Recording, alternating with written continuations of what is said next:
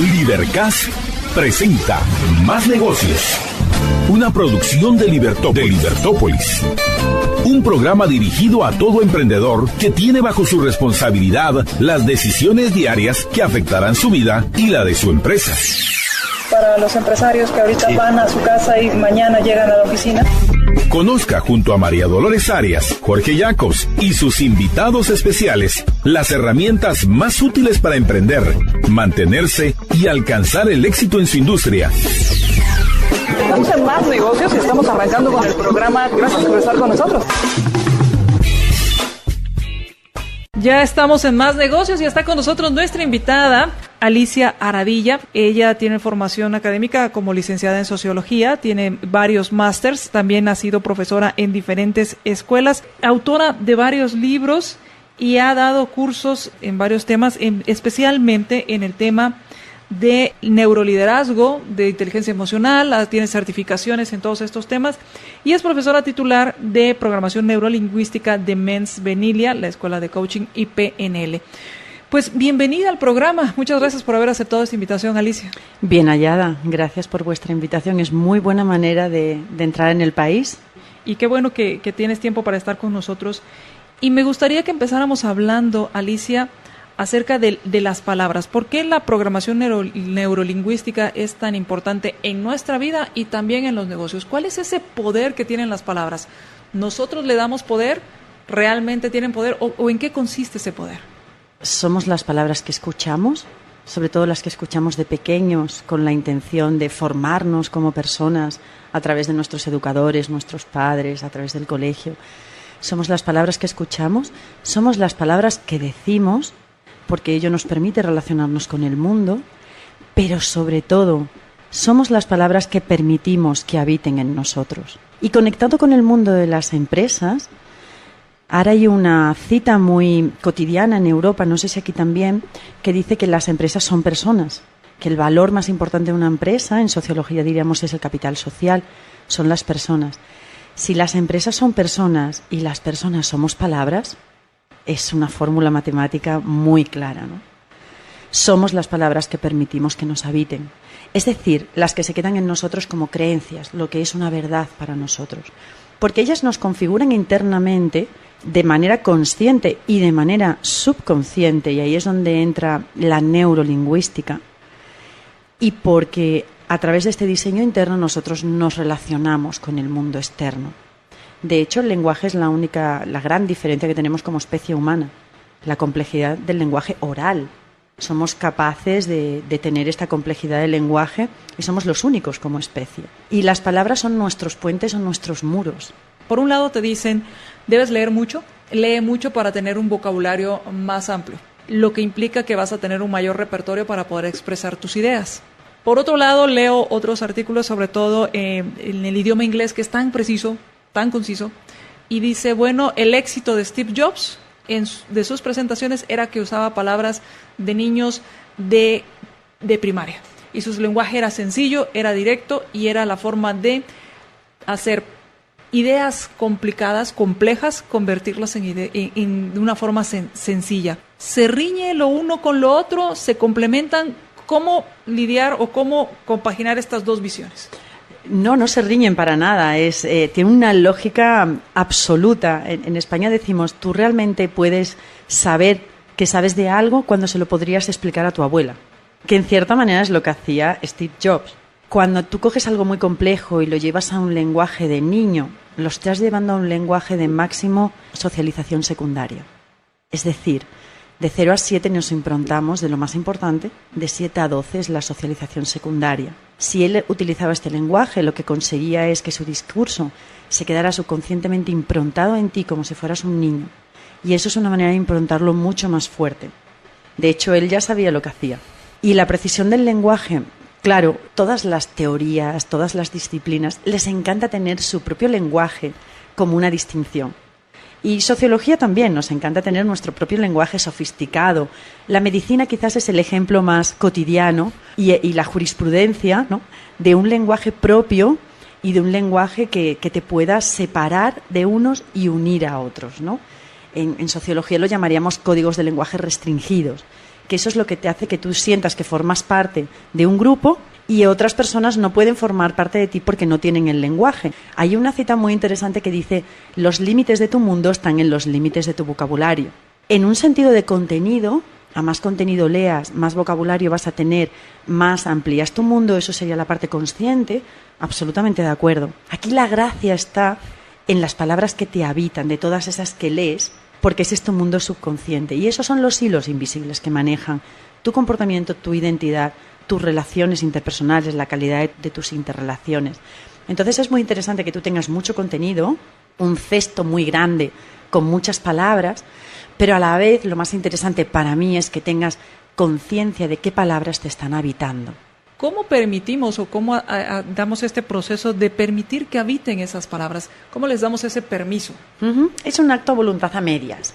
Tú imagínate que llegas al cole un día y pintas un dibujo y tu profesora súper amorosa en ese momento te dice: tú no sabes pintar, qué dibujo tan feo, no sabes pintar. Tú ahí puedes tomar dos grandes caminos. En términos muy metafóricos, tú puedes hacer que esas palabras sean simplemente tus invitadas, es decir, yo me escucho que no sé dibujar, pero no va a vivir dentro de mí, porque si son invitadas, yo seguiré intentando dibujar. Si permito que me habiten, que vivan dentro de mí, yo dejaré de dibujar, porque como no dibujo bien, dejaré de dibujar. Esto lo puedes trasladar a que en una empresa te digan: tú no sirves para esto.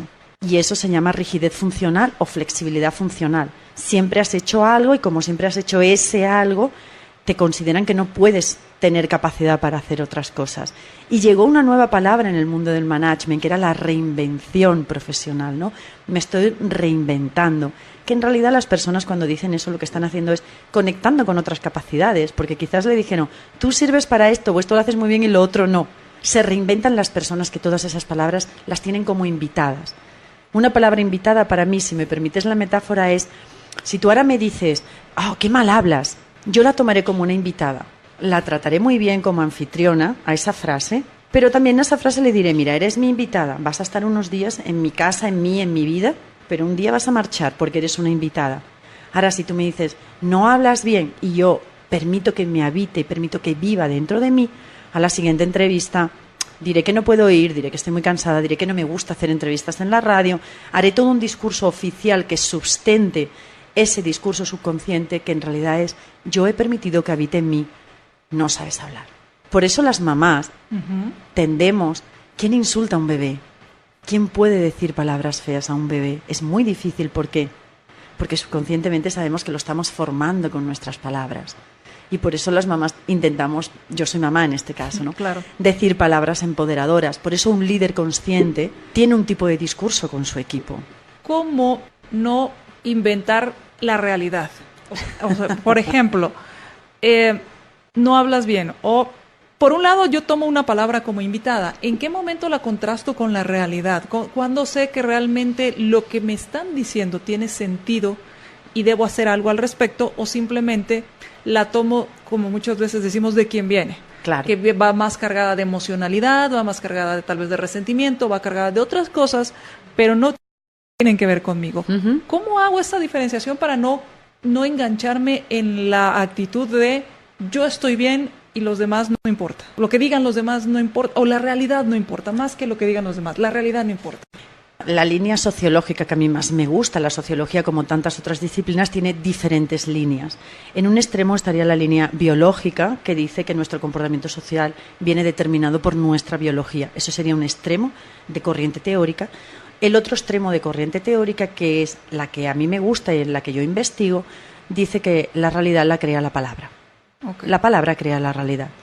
Y otro postulado de esa corriente teórica es: la realidad no existe, la realidad es una percepción subjetiva. ¿Quién puede decir esto que ha sucedido es real? Vamos a tomar de ejemplo un partido de fútbol, que lo puedes grabar y lo puedes ver 1000 veces, y tantas personas que no se ponen de acuerdo en si aquello era penalti o no. Y fíjate que es una realidad que puedes volver a mirar con unas reglas de juego muy claras, que es penalti, que no es penalti. Y aún así, eso genera muchas conversaciones. ¿Por qué? Porque las personas están contrastando a través de la conversación su percepción de aquella jugada, ¿no? Pues imagínate la vida, que la vamos viviendo en directo y no hay manera de retransmitirla de nuevo. Entonces, al final es un contraste de mi percepción con la percepción del otro. Para mí el gran secreto de esto es la conciencia. ¿Y cómo puedo determinar yo cuánto valor o cuánto criterio le doy a esa frase que tú me acabas de decir, dibujas muy bien o no dibujas muy bien? Para mí el gran secreto es la pregunta, porque las preguntas son retos intelectuales. Un buen líder en una empresa es una persona preguntona, porque la pregunta, en lugar de enfrentarte al otro, si está bien hecha, si está bien elaborada, si neurolingüísticamente está bien configurada, te enfrenta a ti mismo. Entonces, eso sería un proceso de autoconocimiento, que es una de las cosas que enseñamos en PNL, ¿no? En Mens Venili. A mí me encantan mis grupos de alumnos que entran de una manera, no, el mundo es así, y a través del cuestionamiento interno y a través de tomar conciencia y de hacerse preguntas a uno mismo es cuando vas haciendo el mundo más grande. Cuando tú te preguntas esta creencia, porque eso es una creencia en términos de PNL, de que dibujo bien o mal, ¿es mía? Y la siguiente pregunta podría ser, ¿la quiero para mí? Si yo no la quiero para mí, entonces es una invitada a la que le digo, se finalizó tu invitación, márchate de mí. Y eso luego lo traspasas a comportamiento. Quizás dibujo en secreto a ver qué tal dibujo, o quizás me apunto a clases de dibujo. ¿Cómo hacer buenas preguntas? ¿Cuáles son, si me pudieras dar 2 características o 3 características de hacer una buena pregunta? ¿Cómo sé que estoy haciendo una buena pregunta? Pues esto parece como el juego de la historia interminable, es haciendo más preguntas. Pero yo te voy a regalar 2. Yo quiero hacer una pregunta a mi equipo y no estoy segura de si esa pregunta será una pregunta útil, no voy a utilizar la palabra buena o mala pregunta, sino es una pregunta útil para el objetivo que tenemos en esa reunión o no lo es.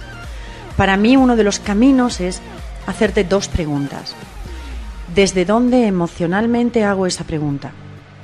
Imagínate que yo soy un líder que está enfadado o que está frustrado porque su equipo de ventas no llega al donde ha de llegar. Y hago esa pregunta desde la frustración. ¿Desde dónde emocionalmente hago esa pregunta? Esa es una muy buena pregunta para calibrar tu pregunta, para medir. Y la siguiente pregunta que yo me haría a mí misma es, ¿para qué hago esa pregunta? Porque imagínate un líder que se reúne con su equipo de comerciales y hace una pregunta desde la frustración de no haber llegado a un objetivo trimestral, y el para qué es para motivar a la venta, pero lo hace humillando. Si tú antes de hacer esa pregunta, en un estado de honestidad contigo mismo, identificas, no, mira, me siento en frustración y esta pregunta la hago porque tengo tanta rabia que quiero como reñirles en público.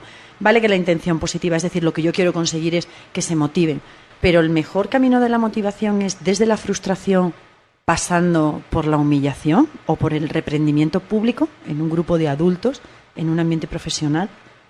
Si tu respuesta es estoy frustrado y lo hago para motivar, pero desde la presión, quizás puedes hacer la misma pregunta, pero espérate a estar en un lugar emocional que sea la tranquilidad, como mínimo la neutralidad.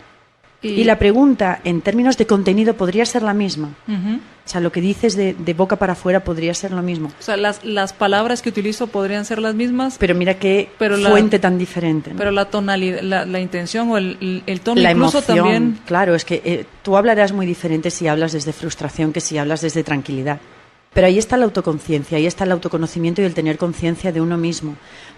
A veces algunos de mis clientes no se dan cuenta que el 70% de su tiempo viven en presión y están en frustración. Entonces te dicen, es que casi todo me sale mal.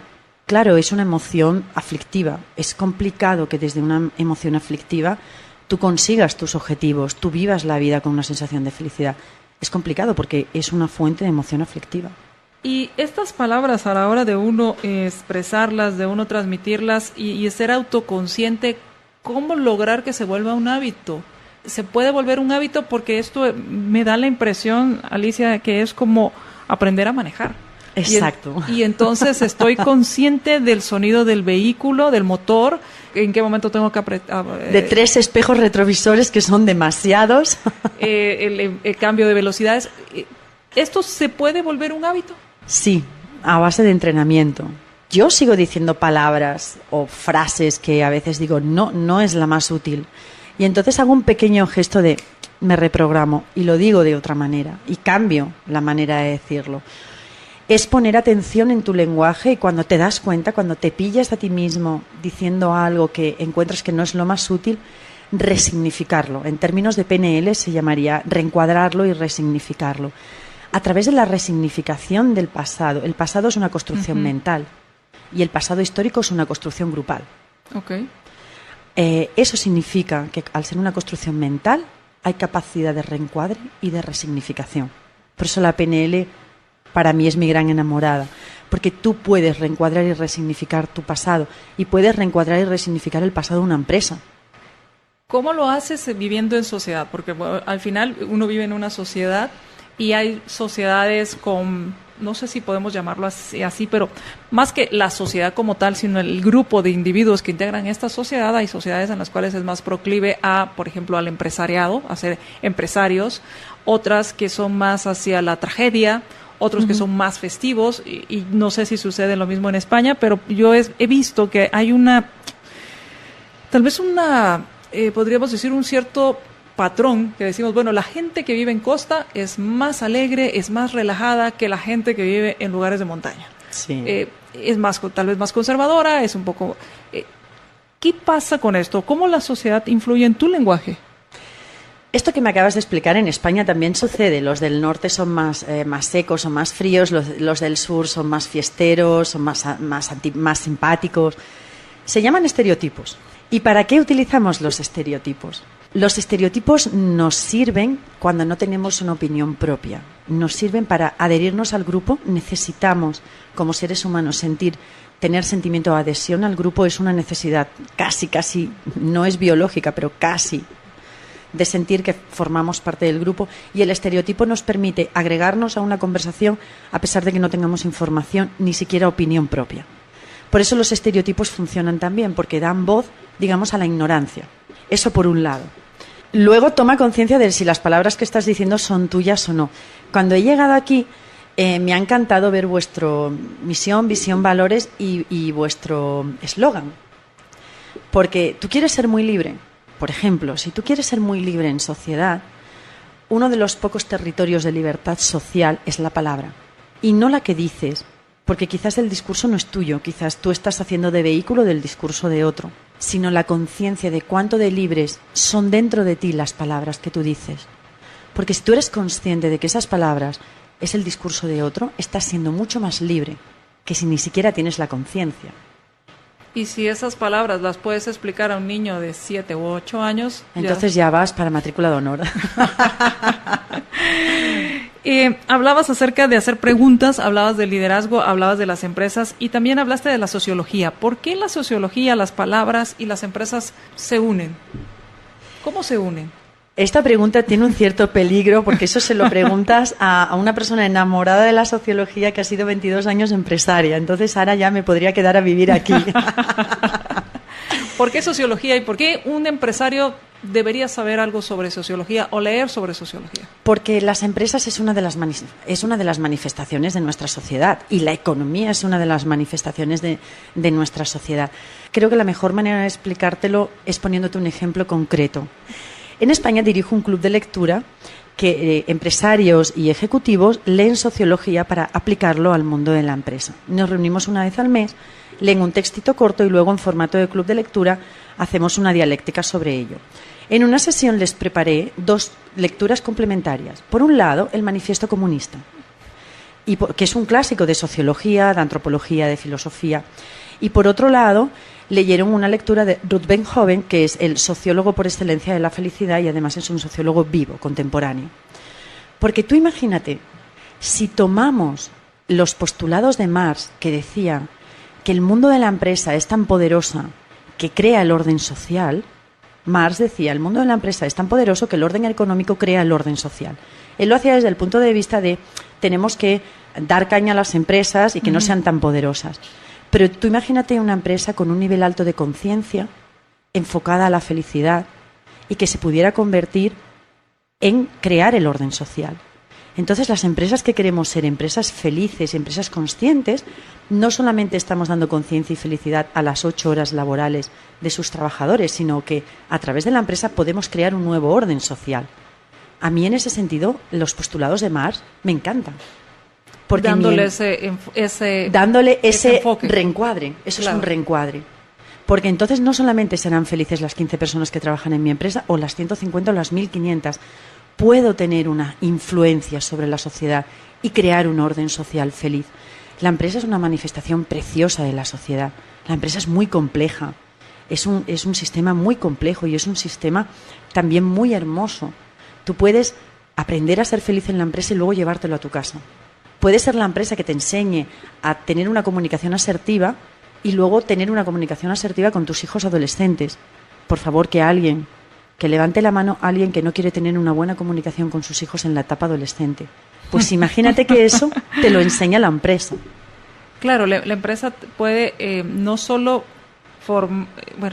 ayudar o formar a sus colaboradores, sino también a través de lo que produce. Es una fuente de felicidad para la sociedad. Impacta a la sociedad. Muchas gracias en cuanto a este tema de sociología y las empresas. Y cuando hablabas del lenguaje y tener cuidado y esas que nosotros somos palabra, ¿cómo no caer en el tema? Porque no sé si esto es caer en ese tema de solo voy a hablar cosas lindas. Todo el mundo es bello, todos son bellos y no hay nada que me desagrade porque eso impacta en mi vida. Ahí me vas a permitir que te dé una respuesta personal. No te la voy a dar tanto como socióloga, sino personal. Mi respuesta personal es no. Vaya tontería. Sería un lenguaje muy artificial. De solo voy a hablar de cosas bellas. Sería como un lenguaje impostado. Serías como una actriz que sobreactúa. Mi respuesta es no. ¿Por qué? Pues vamos a hablar de palabras de piel para afuera y de piel para adentro. De piel para afuera, claro, la idea es sé agradable con tus palabras o al menos sé correcto, sé educado. ¿Por qué? Porque la corrección y la educación nos ayuda a tener relaciones interpersonales de una mínima calidad. Pero de piel para adentro, si tú eres una casa, imagínate que jamás bajas a tus sótanos. Jamás bajas a tu frustración, a tu rabia, a tu ira, a tus miedos. Y no sabes cómo son. Si no sabes cómo son, si no los identificas, ¿cómo vas a saber cuándo estás en felicidad si no tienes el contraste? Nuestra mente cognitiva funciona por contraste. Entonces, de piel para adentro, es necesario que tú sepas sostener el miedo, porque a la vez, saber sostener el miedo, y sostener es un término muy de PNL, pero quizás es una invitación a que hagan cursos de PNL nuestros oyentes, al menos mínimos. Si tú no sabes sostener, es decir, aceptar esa emoción y ver qué te dice, si tú no sabes sostener el miedo, ¿cómo vas a saber sostener la felicidad?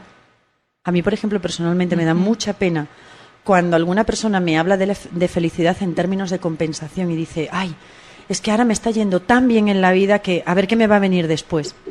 Eso es una manera de resignificar la felicidad como una compensación a la desgracia, con lo cual no terminan de disfrutar de la felicidad. Esto, perdón, con lo que quieres decir me está yendo tan bien que posiblemente ya viene algo feo. Exacto. Okay. Y eso es porque tú vives la felicidad en términos más subconscientes como una compensación del sufrimiento. Entonces necesitas ir compensando mucha felicidad, detrás irá mucho sufrimiento, luego volverá a ir mucha felicidad. Entonces no acaba de haber un disfrute pleno ni de la felicidad ni del sufrimiento. Toda emoción tiene una utilidad, con lo cual aceptar esa utilidad te vuelve más poderoso, te vuelve mucho más preciso en tu lenguaje. Pero necesitas de piel para adentro tener un lenguaje honesto contigo mismo. Y si estás enrabiado, estás enrabiado. Y no hagas trampas jugando al solitario, ¿no? Claro, al final, quienes dirigen las empresas, quienes están en las empresas son personas. Uh-huh. Y este trabajo personal se refleja en todos tus ámbitos y uno de ellos es el laboral. Y se ve muy rápido a través de la palabra. A mí me encanta la consultoría neurolingüística de las empresas. Yo había hecho consultorías de otro tipo y tengo un poco la experiencia de los 22 años de mi empresa. Pero al final, después de toda mi trayectoria, veo que el lenguaje es lo más rápido para que yo mapee una empresa, para que pueda sacar un informe de diagnóstico de una empresa. ¿Por qué? Porque mucha parte del lenguaje es subconsciente. Y tú dices, no, me salió así, no, era una broma, no, lo dije por decir. Todo eso es el discurso oficial porque tú necesitas quedar bien en sociedad. Pero esa parte subconsciente está saliendo y es la que yo tomo como un indicador. ¿Cómo se maneja o quiénes determinan o cómo se determina, y ahí hice varias preguntas en una sola, ese lenguaje en una empresa? ¿Es el líder? ¿Es el ambiente? Todos traemos cierta educación, cierta bagaje cultural y lo hacemos, lo expresamos en la empresa, ¿o es conforme vemos que nuestros compañeros se van expresando y decimos, bueno, aquí se habla así? Esta es una muy buena frase, ¿Qué palabras habitan en una empresa cuando el líder te dice aquí siempre se ha hecho así, aquí es así? Me has hecho una pregunta regalo. Yo a la pregunta que me has hecho la llamo pregunta regalo. Es decir, me haces la pregunta y la respuesta va de regalo. Mi respuesta regalo sería ¿cómo manejar, cómo hacer un líder? Que me contraten, que contraten un coach. Pero fuera de ahí, que es un poco la broma, un acompañamiento profesionalizado. Porque donde tú no llegas, llega el profesional. Entonces la grandeza del líder también está en ver dónde llega su conocimiento y dónde puede empezar el conocimiento de otro. Ahí mi aportación más general sería o empieza a estudiar alguna formación de PNL de iniciación, un practitioner, para que tomes conciencia de ti mismo, porque el primer nivel de PNL normalmente es wow, yo me pensaba que era uno y dentro de mí habiten muchas más cosas, o toma un profesional que te ayude en este campo. Eso sería como la respuesta más general. Si alguien es súper autodidacta y quiere empezar, no, lo quiero hacer yo solo y bien, pues hay varias maneras. Te puedes ir grabando todo el día y luego escucharte a ti mismo, por ejemplo. Y en este punto lo que voy entendiendo es, al final hay una cultura que se ve reflejada en el lenguaje en una empresa. Absolutamente, y en un país. Por ejemplo, si tú me dices los 10 dichos populares más populares de aquí, yo ya te puedo inferir, es decir, en términos estadísticos puedo sacar una inferencia de emocionalidad del grupo. En sociología no hacemos otra cosa que eso. Y claro, en la sociología cualitativa es analizar el discurso. ¿Cuáles son los dichos más típicos aquí? Cuando le dices a alguien, ¿qué tal? ¿Cuál es la frase estandarizada con la que te responden? Esto a mí me daría mucha información de a nivel grupal. Y claro, uno dentro de este grupo no se da cuenta de estos contrastes, como tú lo hablas, claro, porque no hay contraste. Porque se dan procesos que llamamos en sociología de normalización. Tú terminas viendo normal un hecho socialmente construido. Terminas dándole la categoría de natural a un hecho que no es natural, es socialmente construido. Natural es que llueva. Pero todo lo demás, pero que se diga algo en una empresa o que aquí se hace así o que se gasten determinadas bromas, es un hecho socialmente construido. Ahora, ¿qué tan valioso o qué tan válido es el usar palabras? Hemos oído y hemos visto, usted párese frente a un espejo y háblese en las mañanas y dígase que le va a ir muy bien y échese porras y sonríase. Y uno pues despierta y uno apenas está entendiendo cómo va a empezar el día. ¿Esto funciona? No. Es que esas son las... Mira, si a ti te dicen que te sonrías, ahora voy a poner un supuesto, me lo preguntas muy en general y voy a intentar acotarlo un poco. Si tú vas a algún lugar y te dicen, mira, sonríete a ti mismo porque qué poco sonríes. Si tú tienes una cierta incapacidad para sonreír a los demás, sonreírte a ti mismo, enfrentarte a tu identidad delante de un espejo es muy, muy complejo. Es muy complicado y tiene un grado de dificultad que además, como tienes la solitud para no terminar de afrontarte a ti mismo, te vas del espejo. Y entonces dices frases como vaya chorrada, qué tontería, y una frase que a mí me encanta porque me dice mucho la persona, ay, yo es que en estas cosas no creo. Cuando alguien me dice que no cree en la sonrisa, que no cree en la PNL, que me encanta porque me está dando tanta información de esa persona, y entonces se escaparán de ahí y les será muy difícil sonreírse. Cuando le dices a alguien, da las gracias, porque muchos líderes no dan las gracias, porque creemos que dar las gracias es el primer estadio de un proceso y dar las gracias es el 7º estadio de un proceso. Por eso para algunas personas es tan difícil dar las gracias de verdad. No las gracias sociales de ok, gracias, ¿no? En España, no sé si aquí cuando eras pequeñito y te portabas mal, te decían pide perdón a tu compañero y tú bajabas la cabeza y todo enforruñado decías perdón, pero eso no. Pero ese perdón... Ni siquiera lo volteabas a ver. ¿Desde qué estado emocional es? Ese es un perdón desde la obligación externa, no es un perdón de emoción, ¿no? Pues dar las gracias desde el cumplimiento social no es lo mismo que dar las gracias desde la conciencia emocional. Hay mucha diferencia. Nos quedan 2 minutos para terminar el programa. Se me ha ido muy rápido. A mí también. ¿Y qué podríamos tomar en cuenta o qué podríamos aconsejarle a las personas respecto a las palabras y esas palabras que nos habitan, cómo decidir qué palabras son las invitadas y cuáles son las que nos habitan, las que yo ya le puse residentes. ¿Qué hacer con ellas? ¿Qué nos sugieres? A mí dar consejos me cuesta un poco porque vengo de mucha formación de coaching, que decimos el coach nunca da consejos, ¿no? Y además soy una niña traviesa, entonces me gusta más proponer juegos. Te voy a proponer un juego. Si alguien tiene ganas de jugar con sus palabras, con sus propias palabras, de jugar en la intimidad, porque esto no es sale bien, sale mal, gano, pierdo, ¿no? En las empresas también hay mucha competitividad y también has de manejar eso. Si a alguien le apetece jugar, yo voy a proponer un juego. Un juego muy íntimo, de uno solo, pero mucho más divertido que jugar a cartas al solitario. Aunque imagínate, voy a hacer 2 propuestas, se me acaban de ocurrir 2 propuestas. Perfecto. Para las personas que les gusta jugar a cartas y utilizar la carta, bueno, que tomen unas cartas en blanco y que jueguen a escribir sus palabras cotidianas. Por ejemplo, en el día de hoy, ¿cuál es la palabra que más digo? Puede ser un taco, una frase dicha, puede ser una coletilla a nivel de oratoria. ¿Cuál es la palabra que más digo? Esa sería una. Y luego daría una pregunta muy sencilla y a partir de ahí que cada uno continúe su camino de conciencia. Y sería que respondan a esta pregunta. ¿Cuál es tu palabra preferida? Si alguien no tiene una respuesta rápida a esa pregunta, quizás su nivel de conciencia no es tan alto como él cree y su nivel de autoconocimiento no es tan alto como él cree. Porque si yo hubiera preguntado cuál es tu sabor de helado preferido, cuál es tu color preferido, cuál es tu estación del año preferida, seguro que tendría una respuesta rápida. Si la respuesta a cuál es tu palabra preferida tarda más que la respuesta a cuál es tu helado preferido, ahí hay un punto de reflexión. Esa es mi propuesta de juego.